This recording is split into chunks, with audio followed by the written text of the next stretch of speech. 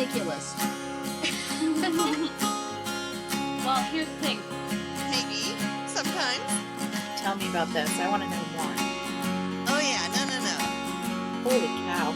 We've had a lot of fun. I have a small rant about trying on clothes and when it became a cardio exercise. Please explain. I'm in a store trying things on, and it's not like it's warm in there. I mean, it's air conditioned. It's a mall, you know. It's not hot. Why am I sweating? I don't understand that.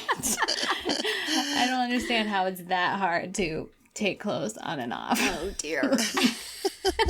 Were they snug fitting clothes or clothes that didn't fit at all or impractically designed garments? Oh. They were jeans. Uh-oh. You're going to have to start taking a little fan with you. I know. Plugging it into the change room. Have your child fan you while you try things right. In this point, I was Sans child, but yeah, the fan sounds like a good idea. Yes. Well, it used to be you would worried about those overhead fluorescent lights. Yeah. Would be glaring and, casting all sorts of shadows and illuminating all sorts of... I think most stores have wised up to that at this point, or they should if they know what they're doing. But it really struck me. I'm like, come on, this is not that hard. It really shouldn't be causing me this much. Well, actually, that sounds a lot more fun than going for a walk. I'd go try and clothes. And then I could get a cardio workout. It depends on how the clothes look. I don't know. If you're not having any luck, if you're trying on one fabulous garment after the other and you look wonderful and you're just working up a sweat by turning yourself in different ways in front of the mirror, that would be cool. But if you're trying things on and having a frustrating, awful time of it, I would rather walk. Yeah, but if the point is to get a workout just from trying on clothes, who cares what the end result is? Because you're not going to get them anyway. You're just there for the exercise. You're not there to actually shop. You're just there to sweat all over the clothing and then have other people buy it. That's very nice. I did buy things. They're going to have your picture by the beginning of the dressing room there and say, "I'm sorry, ma'am. You're not past your limit." I did end up buying 2 pairs of jeans, so there you go. Oh, well, good. But jeans are the worst. Those and bathing suits. They're hard to buy. They are. Yes. Which is why I hardly ever buy clothes in stores anymore. I just take my chances with mail order. Right. Then if they look awful, nobody knows but me, and I put them in the back of my closet. You don't send them back. Actually, you know what? I mostly get stuff, hand-me-downs from my daughter, and they fit a little loose, and that makes me feel good. So I don't remember the last time I actually bought jeans. There you go. Yeah. So isn't she, rather taller than you? She is. So I cut off the bottoms. Okay. Because I'm old. What the hell do I care what my jeans look like, There goes Mrs. Morrow in her ratty jeans. Her ratty hand-me-downs. That's if you leave the house for anyone to see you. That's true. Yeah, which honestly hardly ever happens. So I want to be at the age where I don't have to care about things. This is why I was making this case to my husband because I wanted to bring a backpack to a wedding, and he was like, "No, you have to bring a grown-up purse." And I'm like, "But I'm that old lady. Oh, she brings whatever nobody cares, Nobody's looking at her, and if she looks wearing something stupid, it's just because, she's eccentric. Right. She's eccentric. She's old.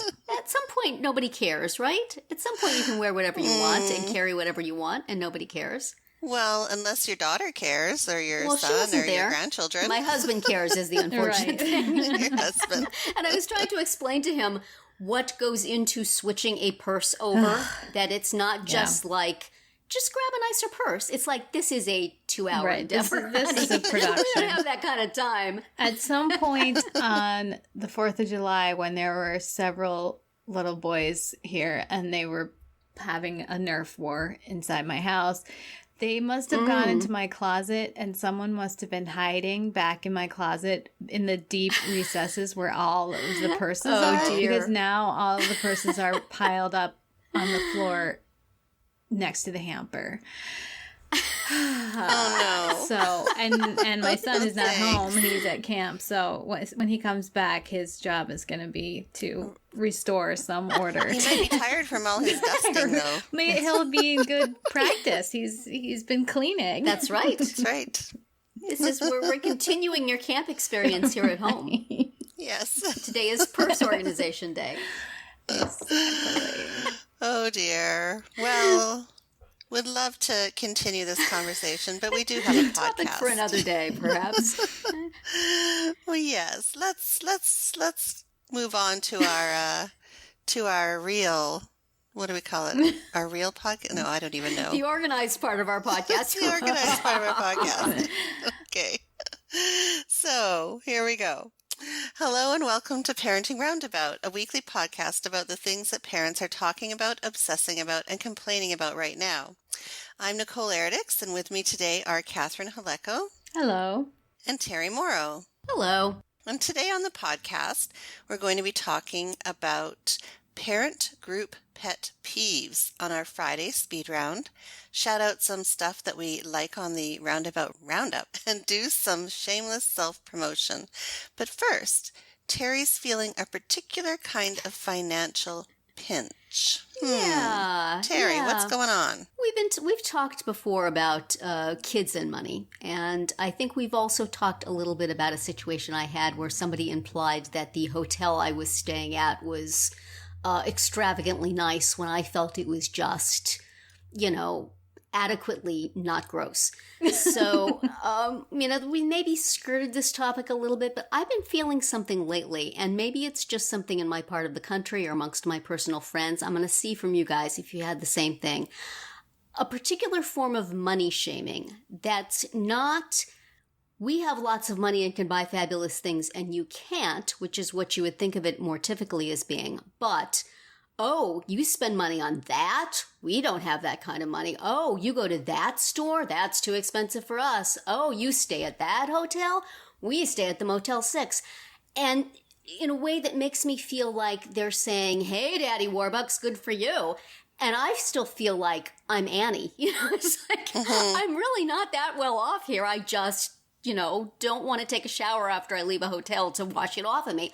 I don't want to, I go to the store that's convenient. I go to, it makes me feel defensive and I don't know why, because what do I care?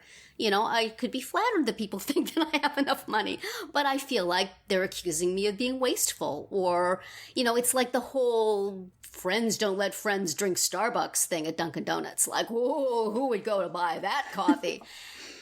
That seems to be a thing these days, and I don't know if it's all because we hate the 1%, and therefore if you're spending money, you're part of the problem, or what. But I don't like it. I don't like feeling defensive. It sounds shaming. Like it sounds like it's being done in a way that is and I shaming. The people who are doing it, I don't know if that's what they mean, but I don't know what else they could mean. Mm-hmm. Are they wishing me congratulations, good luck to you that you can go shop at the store that seems to me to just be a normal store? And you can go to that mechanic that's the expensive mechanic. It's like, it's just the mechanic that we go to. Right. I didn't look in the yellow pages under expensive mechanics. Pricey mechanics. Yes, exactly. I'm not flashing my cash here as I walk around. So have you guys noticed anything like that? Have you had that experience before? Am I just being overly sensitive? Yes. But are you similarly overly sensitive? Nicole, I think you have a different experience out there in La La Land. Mm-hmm. Yeah, La La Land, exactly. Well, here everybody talks about what they're buying and where they're going and what their latest, lavish expenses are. So there's no shaming involved. It's more money bragging. It's more one-upping, right? Yes. Yeah. Or just keeping up with the Jones. It's really, there's a fine, I shouldn't say fine, there's a very definite line between the haves and the have-nots here, sadly. And people tend not to even really discuss that side of it. Yeah. So, you're either on one side of the fence or the other. Uh-huh.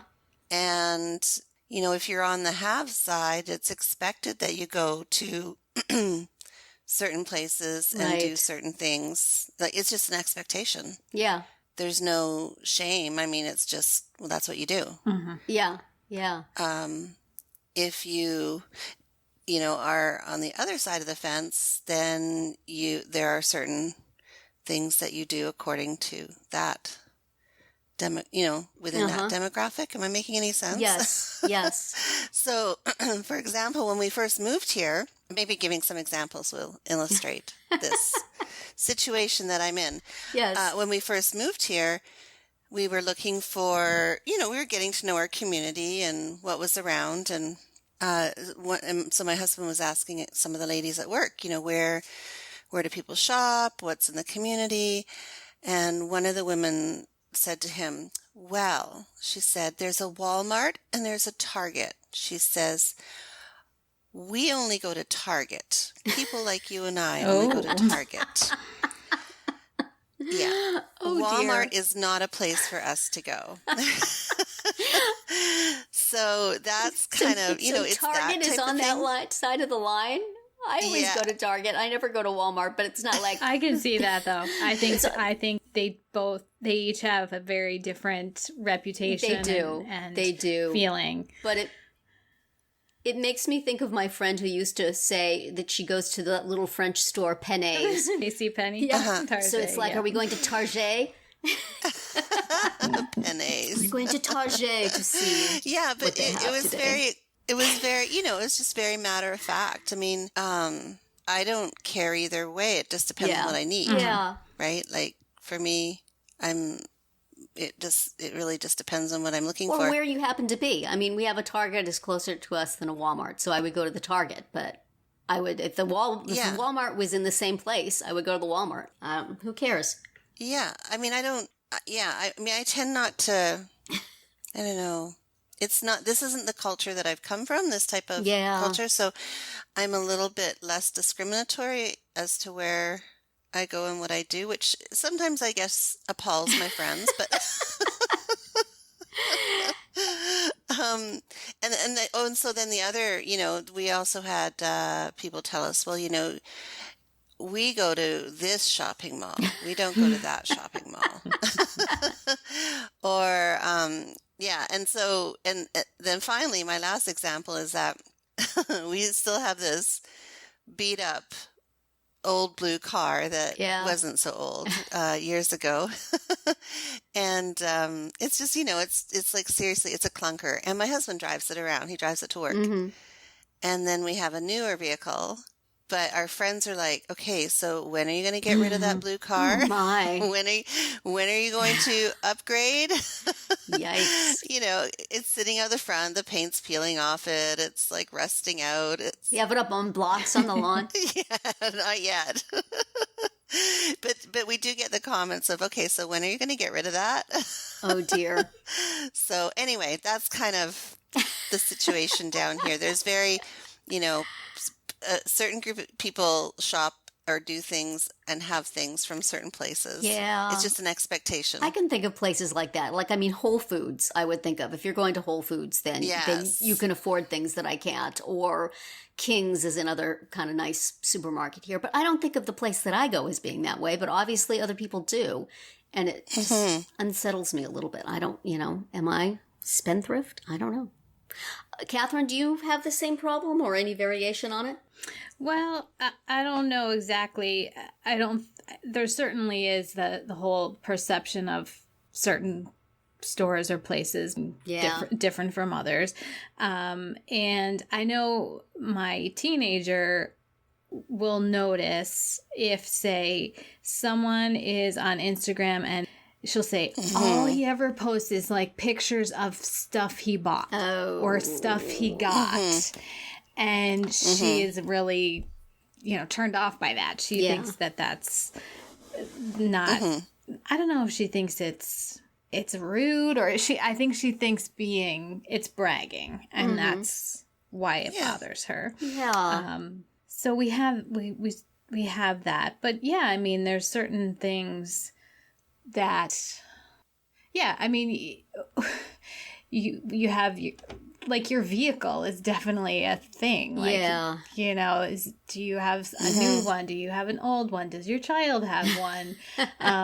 Yeah. What kind of, how recently did you get it? How much are you spending on getting it fixed? Like, all that stuff. Because we went through that with our last one. We kept that thing for a very, very long time. Yeah. So, and it's funny you mentioned the mechanic, because we have found a mechanic that we really like. And, my husband would always go there, and they work on mostly foreign cars, but they'll work on our Ford too. So. But it seems like you're going to the fancy foreign car mechanic when Maybe. it's just really, this is a mechanic I like, and and I mean, when you go to, you really need to trust your mechanic. Yeah, like, that's you do. important. You do. I mean, this place is in walking distance, and it's next to a Dunkin' Donuts. So if you have to wait for your car, you got a place to Yeah. go. What I had more no could you idea ask it was for? the Vooks mechanic. And there's also the whole angle of, what do you want your child's perception of your family to be? Right. Do you want your child to feel like you're Yeah. the rich folk and anything that they want they can have, or that you're struggling and pinching pennies, or something in between? We talk about money in my house more than I would actually like to, but now that I have young adults, and particularly my daughter, trying to teach her how to manage money and how to delay gratification, that is a hard skill, man. So you have to go talk about it again and again. And it's not like, we're poor, you can't buy anything. Here, take this hand-me-down item, like I do. But at the same time, here's a budget. Here's the amount of money you have. Try living within it. It's cool.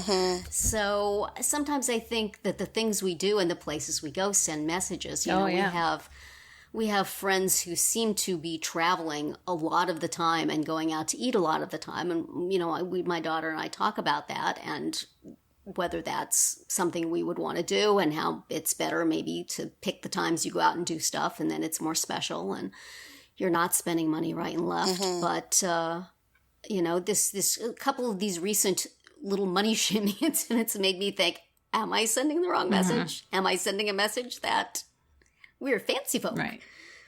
I think, the whole reason why we moved down to California was for a job, because my husband lost his job, or, things kind of died out where we were in Canada. So we went through a huge financial crisis in Canada. And my husband was looking for work, and my kid, we tried not to, give kind of the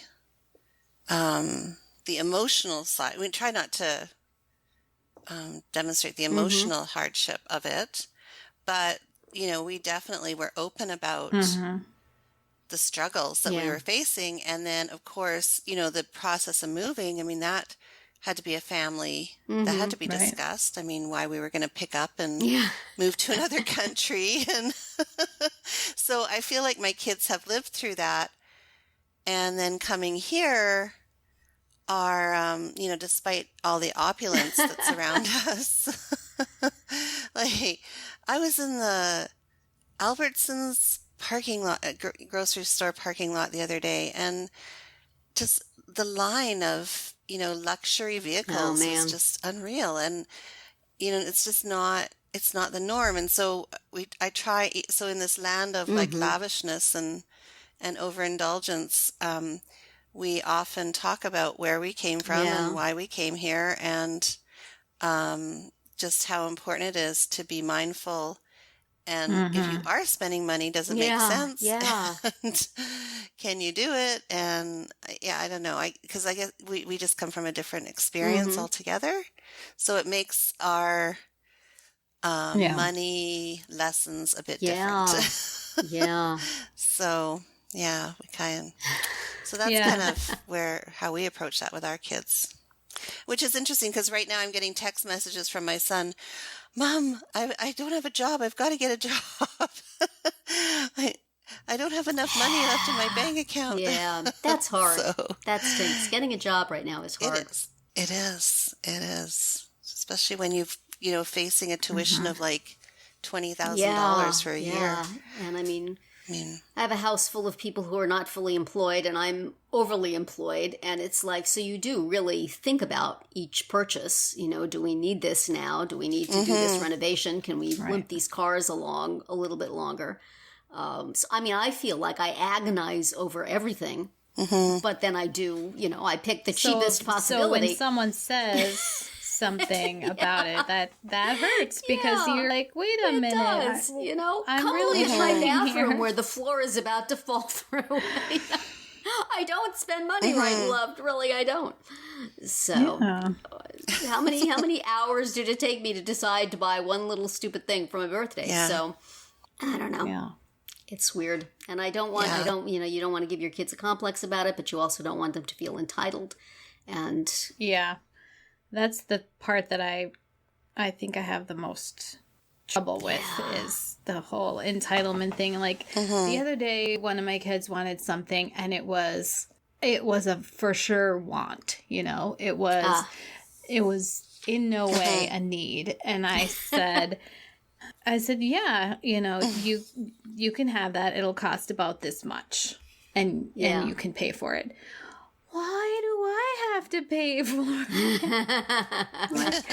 Because I have provided you with the need in this case. Yes. And you're not entitled to the want. Right. I'm sorry. That's just, it doesn't matter if I can afford it or not. It matters if you can afford it because it's not something I'm going to buy. I'm just, Yeah.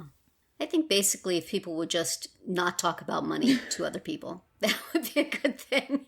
So either you're making somebody feel bad that they don't have enough or that they look like they have too much. No matter what, there's really no way to have that conversation. So just shut up. This is our advice. I would have it if I could learn something.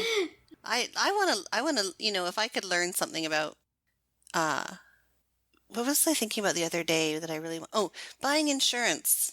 Oh. Like, oh my gosh, because we were changing over our house insurance, and then I needed to get new life insurance because our life insurance is Canadian, and then of course it would only pay out in Canadian dollars, which would be half of what we would need. So wow, and it was just, I mean, I was trying to look on the internet, because I don't know the system down here. How do you buy life insurance in the U.S.? And I was like, can somebody please help me? I don't know how to buy life insurance. Anyway, oh man, it worked. My dad was an insurance agent, independent insurance agent, and at some point he bought me a life insurance policy, which has just kept going. I have no idea where it came from. Every now and then I get something in the mail about it, and it's like, good, glad to know it's there. Yeah. Not going to have anything to do with it. Right. It's out of my mind. My husband knows if he needs to look it up where the paperwork is. Yeah. But so I never had to actually engage with that. But yeah, right. That's something you could use some help with. Yes. But feeling guilty about what you do or do not have, not so much. Well, yeah, it's hard because, like you said, some of the hardest people to talk to about it are your kids. Yes. And you do need to be the one that does that. Yes, and then if you don't want them to get the information from other people who don't know what they're talking about. Right, and they are watching how you answer in those situations also, Yeah, I feel. true. And, what does it mean? Or maybe they don't care. I don't know. I don't know. I just feel like being open about it, and there's a lot of things I wish that I had paid more attention to, or asked about that maybe would have saved me some grief. Well, anyway. Speaking of annoying things that other parents do, Catherine. Yeah, we'll move into our speed round, which we're calling it Parent Group Pet Peeves. So when you are a parent, you're involved, whether you like it or not, with other groups of parents. Whether it's through an activity your child does, their school, whatever it is. On the one hand, you can make some great friends this way. It can be, a source of information and support. But there's always people coming kind of in and out. And Yes. when that happens, when you get new kids and new parents, and all And of a they're so sudden, enthusiastic. yeah, things can change in a stressful manner. So we wanted to talk about, how does that work for you? Nicole, for example, has the experience of being the new kid on the block frequently. Many times over. So, how does that go? How do you kind of get yourself in, what problems have you had, I guess, because our theme is pet peeves. Say some bad things about old stick in the mud people, and then I will argue on their behalf. I've been the new person many times over. And I think I mentioned once that I've moved 19 times since I've been Wow. married. So, for jobs and other reasons. But being the new person just really sucks. Can I say that? I'll bleep ya. And you basically don't, when you join a group, you don't have an identity. Like, you have to just basically, slide in and adapt to that group until you gain enough traction and enough like social capital. Yeah. To be able to. so that you can start to be who you are and express your opinions. But Because I think what Terri is facing is the people who come in and are just ready to shake things up no, without no, taking the no. temperature first. No, you need to be a chameleon. You need to Yeah. go in there and, adapt to that group's values. And well, hopefully you're joining a group that shares the same values as you. Sometimes you don't. I've had that experience. Yeah. Where I think they're one way, but they're not. And I've hightailed it out of there. Well, and a lot of times you don't have a choice, because if it's your kid's team Yeah. or your kid's Right. classroom or whatever, that's right. that's it. You're gonna you're gonna be stuck with whoever's already there. Yeah. And I tend, Yeah. and I'm not a very, I don't have the kind of personality where I'm vocal. Like, I tend to do things quietly. So if things need to happen or change or do something, I tend to just kind of find an ally within the group and whisper in their ear. Yeah. But no, I am very much I just kind of slide in there and kind of hang out and watch. You I'm learn an that observer. after one or two times of getting slapped down, I guess. Yeah. But, sometimes people come in with bad ideas, and that's hard enough. I mean, I know I was, involved in like the 8th grade graduation of my kids' school for 2 different times. My kids were, a few years apart. And, every time it would be, this is what we do. We have this 8th grade dance. It's a tradition. We do it every year. We have it here. This is what we do. And every year it's, could we have a cruise? Or let's go to a catering hall. Let's do this. Let's do that. And I'm like, it's 8th grade. We have a dance in the cafeteria. Shut up. So that's just people coming in with impractical stuff and wanting to be. But I find myself, maybe because I'm getting older, is just even resenting people who have good new ideas that require me to do work. It's like, we have recently a situation where somebody came up with, a really good way to honor the coach. And I like the coach, and I think he deserves all the honor he can get. But it's like, we've never done this before. Do we have to do it now? Do we have to set this precedent? Exactly. Can't we just give him a hug and say thank you so much like we do every year? And I feel like a Grinch to say, geez, do we really have to? Because it's a very nice thing. It's a very good idea. But it's just somebody new coming in and saying, hey, let's do this thing that we've never done before. Mm-hmm. And, oh, come on. Yeah. But I'm sure that's partially because I'm just old and tired. Well, I am but conscious of being the one who's of not wanting to be the one who says, this is the way we've always done it. Yeah. Mm-hmm. Because I know that's not very helpful, and it's hard to hear if you're a new person, and it's discouraging. Eventually new people do need to take over. Right. But, sometimes there's a good reason why we always have done it this way. It is tried and Yes. true. And, and everybody here is a volunteer, and nobody here needs more things to do, even if it's a good thing, even if it's a nice thing. So I'm struggling with this right now. I guess that's, I hate to say my pet peeve is new people with their new ideas, shaking my fist. But although I do also have a situation where, unbeknownst to me and my kids and his kid and his friends joining a group completely changed the group in ways I did not realize. And I get a lot of resentment from the old timers in that group. So it's not like I came in and said, hey, let's do things completely differently. Right. But it happened because of me. Anyway. So, Terri, how could you? I did not know, although I have had it spelled out to me numerous times, exactly the chain of events and my involvement in it. Ouch. But I did not know. I don't know if I had known if I would have done things differently, but I didn't know. Yeah. So it's, sometimes things happen, but it's such a difficult situation, parent groups that are adjacent to a kid thing. Because everybody wants to do what's good for their kid. And that's right. Everybody should. But then you have the whole dynamic of a bunch of adults. Right. And that's a different dynamic than parents and a different one than kids. And it's a thing that you feel like you should not have to deal with, and yet you do. Which is, we've talked about PTAs, and that's the problem with that. Is that you should be there for the kids, but there's personalities going on. So, well, and it would be nice. I don't know. I mean, I run into this with our figure skating club. Is there's a lot to do, and there's not very many people who are willing to do it.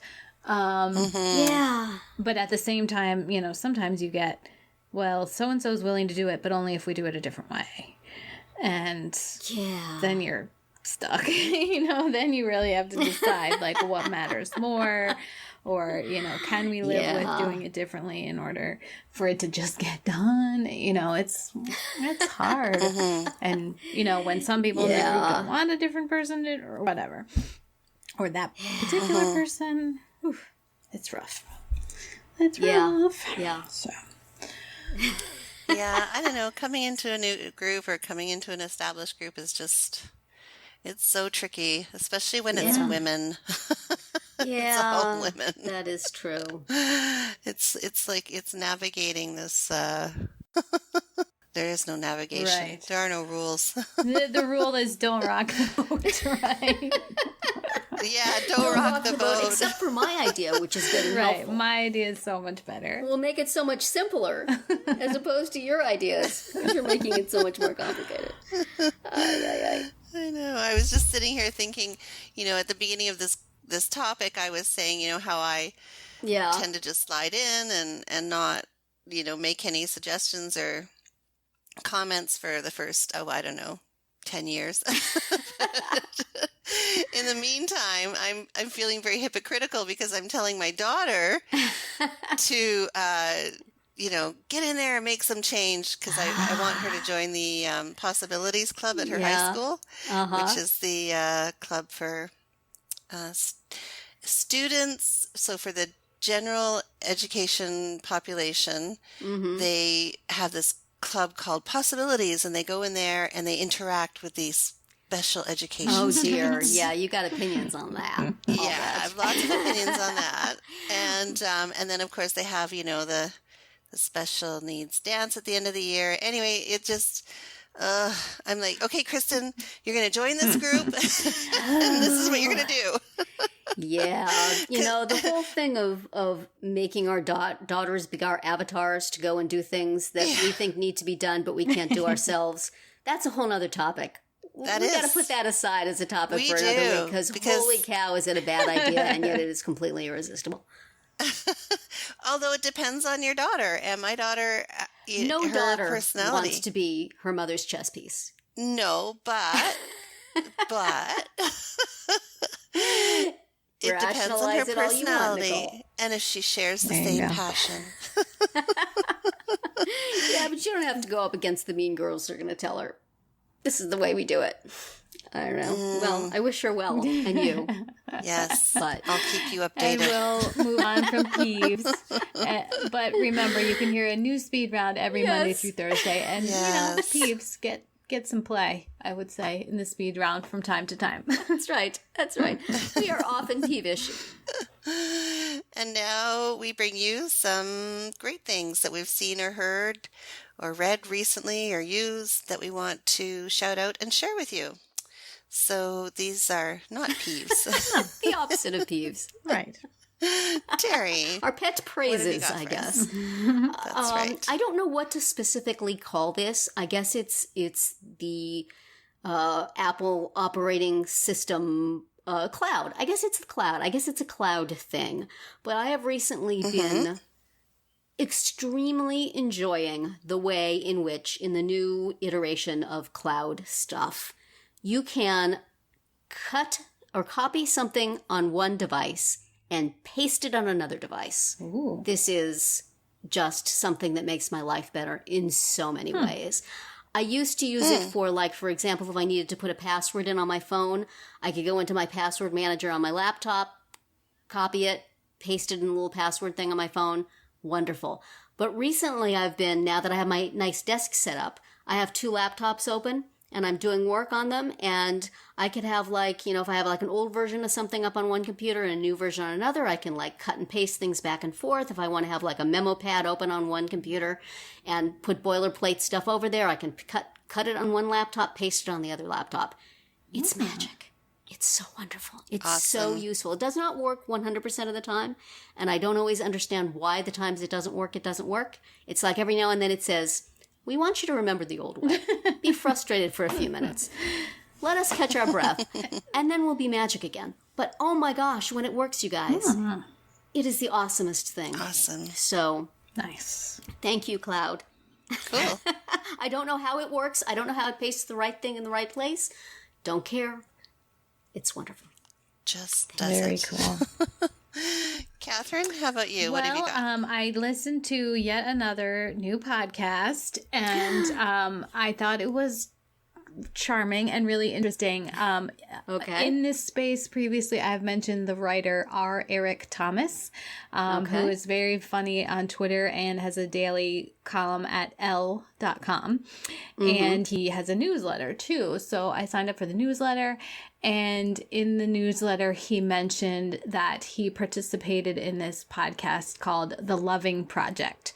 So it is recognizing the 50th anniversary of Loving versus Virginia, the Supreme Court decision on interracial marriage.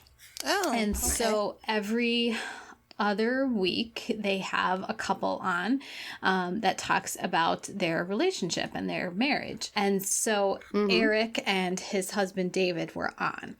And so Eric is black, David is white. David is a pastor, and Eric is, a humor writer and a playwright and a storyteller. And it was just a great conversation between the two of them about how they met and how they decided to get married, and, how their two different races affect their relationship with each other and with the outside world. It was just a really interesting conversation to listen to. And it's not an interview actually at all. It's just the two of them talking. Like the people who organize the podcast are not heard. Their voices are not included. So anyway, I really enjoyed it, and I thought I would just listen to that one because I am interested in that person. But then the little snippet of the one that's coming next sounded interesting, so now I kind of want to hear that one too. So, it could go on my list of yet another podcast that I might end up subscribing to. So it's just called The Loving Project, and you can go to lovingproject.com, or you can look it up on Apple Podcasts or wherever you find our podcast. Awesome. Well, I don't know if I've shouted this out before or not, but I want to shout out Geico Insurance. Did I do that? I don't think you did. Oh, okay. So this stems from my son's car accident months ago.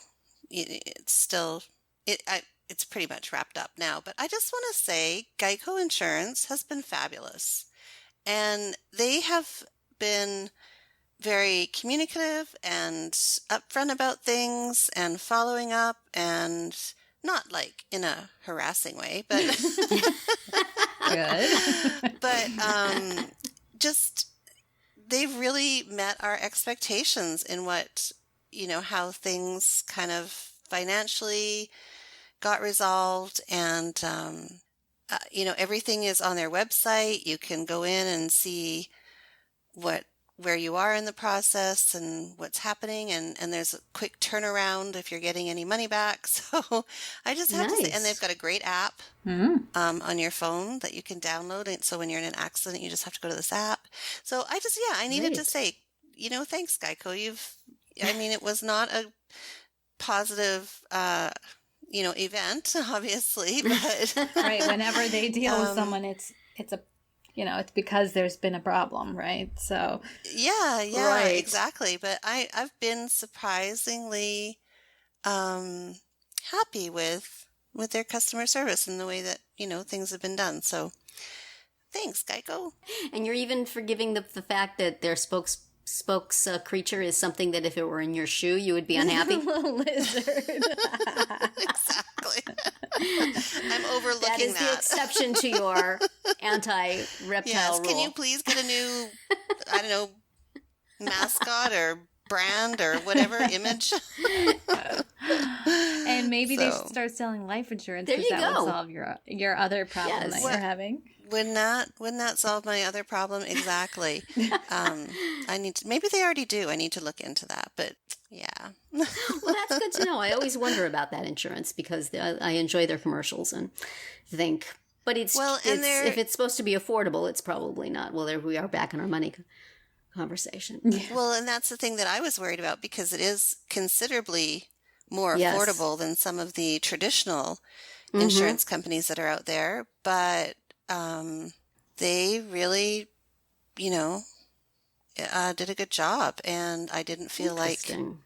I missed out on anything. Huh. So, Yes.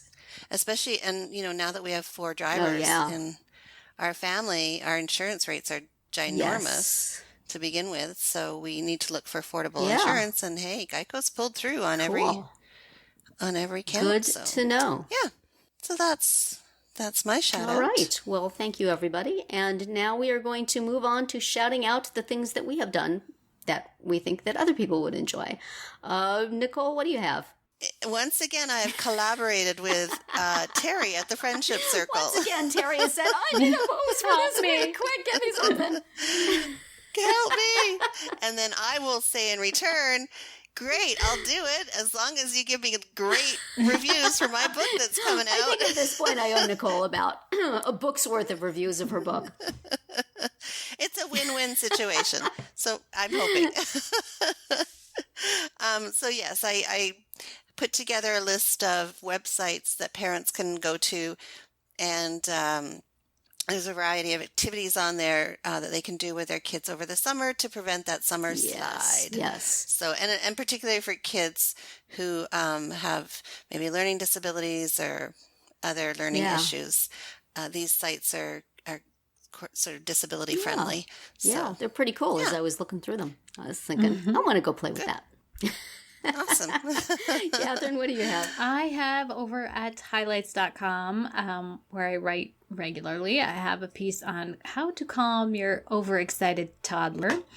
So it gets into how to not let them get overexcited in the first place, but also acknowledges that sometimes that just happens, and sometimes you have no choice but to be in that situation, and then what to do about it. So that's over at highlights.com. Okay. And Cool. I will have a post on the Friendship Circle blog by the time this drops on 20 ways to know that you're worrying too much about your child with special needs. As you all know, I am an expert in worrying. I'm a connoisseur of worry. I have worry up to a fine art. So I could never worry too much, but it's possible that some things are a little over the top. Just possible. We'll discuss. Very good. Well, I think that's going to be it for this week's episode of Parenting Roundabout. We hope you Yes. enjoyed it and that you'll join us every week. You can listen to podcast episodes on parentingroundabout.com or download them from Apple Podcasts. Please subscribe so that you get all of our podcasts and mini podcasts. You can follow us on Twitter, where I am at CHaleko, Terri is at Mamatude, and Nicole is at Nicole Eridix. You can also follow the podcast itself on Twitter, that's at Roundabout Chat, and look for us on Facebook, Pinterest, Tumblr, YouTube, and Instagram. Best of all, just stop by our podcast page at parentingroundabout.com and read recaps, find links on all the stories we've mentioned, and talk back in the comments. Thanks to John Morin for providing our in-engine music, and I wish everyone a great week.